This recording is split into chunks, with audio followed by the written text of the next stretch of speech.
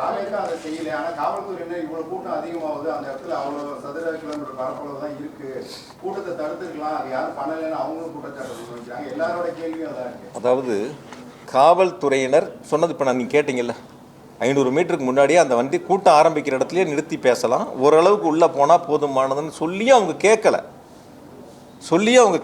நீங்கள் அந்த இடங்கள் வரைக்கும் போகணுங்கிறத உள்ளே போயே தீரணுங்கிறதுல அவங்க உறுதியாக இருக்கும்போது காவல்துறை சொல்லியும் அவங்க கேட்டிருந்தால் இது போன்ற சம்பவங்கள் வந்திருக்காது.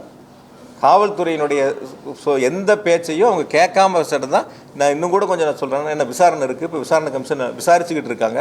முழுசாக நான் இது சம்மந்தமான கருத்துக்கள் சொன்னால் விசாரணை கமிஷனுடைய அந்த விசாரணை என்பது பாதிப்புக்குள்ளாகும். அதனால் இது சம்மந்தப்பட்டது விசாரணை கமிஷன் முடியட்டும், தெளிவாக அவங்களுடைய விசாரணையில் என்னங்கிறது முழுசாக தெரிய வரும். அந்த வாகனத்துக்கு மேலே இருந்து அந்த சைடு போடுங்க.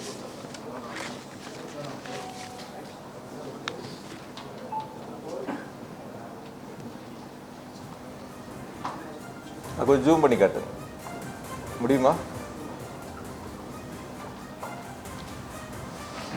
அதாவது மேலே வண்டிக்கு போன இதில் 3 நிமிஷம் 5 செகண்ட்லேருந்து 3:31 வரைக்கும் என்னை பற்றி பேசிட்டு கடைசியாக பேசுகிறேன்னு சொல்லி தேர்தல் வாக்குறுதி சம்பந்தமாக பேச ஆரம்பிக்கிறாங்க.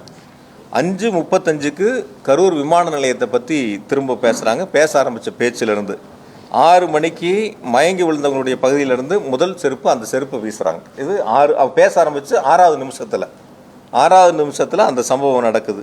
6:40க்கு திரும்ப 2வது ஒரு செருப்பை வீசுகிறாங்க. அதே இடங்களில் அந்த 6 நிமிஷத்தில் 2வது ஒரு சம்பவம் நடக்குது. 7:12க்கு கூட வந்த அந்த அரசியல் கட்சியோடைய தலைவருடைய உதவியாளர் போய் இந்த மாதிரி நிறையா மயக்கம் போடுறாங்கன்னு பக்கத்தில் போய் கருத்து சொல்கிறாங்க.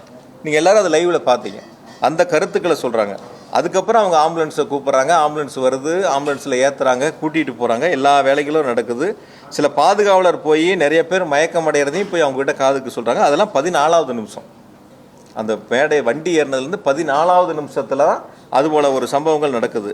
திரும்பவும் என்னை பற்றி பேசுகிறது மொத்தம் 19 நிமிஷத்தில் 16வது நிமிஷம்தான் என்னை பற்றின பேச்சு திரும்ப வருது. இந்த சம்பவங்கள் நடக்கிறதெல்லாம் முதல்ல 5 நிமிஷத்துலேயே வண்டிக்கு போய் 5வது நிமிடத்துலேயே நடந்துருது.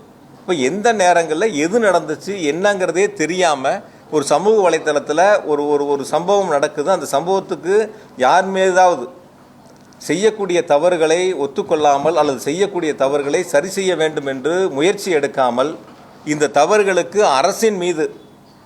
தமிழ்நாடு அரசின் மீது இந்த தவறுகளை திருப்பி விட வேண்டும் என்ற நோக்கத்தில் இதுபோன்று சமூக வலைத்தளங்களில் ஒரு சாரார் பரப்பி வருகிறார்கள்.